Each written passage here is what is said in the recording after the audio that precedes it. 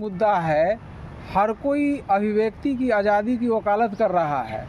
इस विषय पर हमारे एक समाज सेवी कथावाचक हैं गोपाल कृष्ण मिश्रा जी, इनसे हम बात करते हैं कि भाई कैसी आज़ादी की बात लोग करते हैं ये लोग। जी आइए बोलिए भैया, थोड़ा आप अभिव्यक्ति आज़ादी के बारे में। सबसे पहले तो प्रणाम हमारा सभी लोगों का।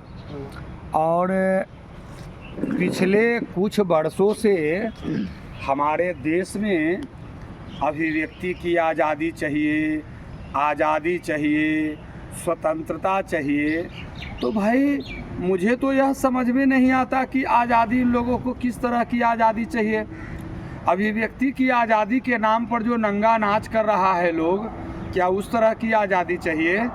अभिव्यक्ति की आज़ादी के नाम पर लोगों को शोषण किया जा रहा है, क्या उस तरह की आज़ादी चाहिए?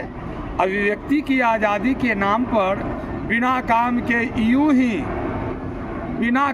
यूं ही कोई किसी को SC/ST एक्ट में फंसा दे रहा है। ये कैसी आज़ादी हुई? मुझे तो ऐसा नहीं लगता। और जो भी लोग, जो मध्यम वर्गीय लोग हैं या जो बुद्धिजीवी लोग हैं, बुद्धिजीवी वर्ग के, उन्होंने कभी यह मांग नहीं रखा कि हमें अभिव्यक्ति की आज़ादी चाहिए।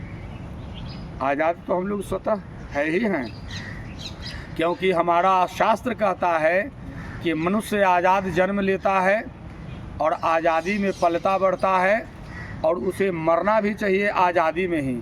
लेकिन यहाँ आज़ाद रूप से जन्म लेता है, लेकिन यहाँ मोह में, माया में, इन सब चीज़ों में पड़कर वह इस तरह से ग्रसित हो जाता है कि वह मरता आज़ादी से नहीं है। मरने के समय तक उसकी आज़ादी छीन गई होती है, लूट गई होती है।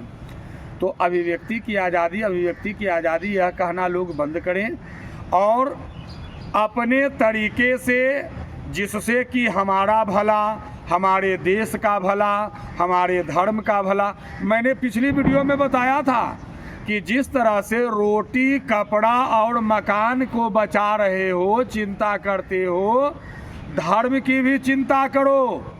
अन्यथा अगर धर्म तुम्हारा छिन जाएगा, धर्म नहीं रहेगा, तो रोटी छीन ली जाएगी, कपड़े बदन पर से उतार दिए जाएंगे अर्थात नंगे कर दिए जाएंगे और मकान तोड़ दिया जाएगा। इसलिए रोटी, कपड़ा और मकान के साथ साथ धर्म को भी हमें बचाना है। आज जिन जिन जगहों पर धर्म की थोड़ी सी भी कमी हुई, एग्जाम्पल मैं देता हूँ, जैसे जम्मू कश्मीर, पाकिस्तान, बांग्लादेश, अभी ये आप केरला, पश्चिम बंगाल, ये सब उदाहरण है, ताज़ा एवं ज्वलंत उदाहरण हैं। देख लो इन लोगों का क्या हश्र हो रहा है। इसलिए हमें धर्म को भी बचाना है और अभिव्यक्ति की आज़ादी बार बार जपना है नहीं, कहने से कुछ होगा नहीं। आप स्वयं को निर्मित कीजिए, जिससे कि आप अपने आप को महसूस कर सके कि हाँ, वाकई में वास्तविक में अभिव्यक्ति की आज़ादी इसी को कहते हैं। ठीक है, मिलते हैं फिर एक अगले अंक में। तब तक के लिए हरि ओम। जय हिंद। हरि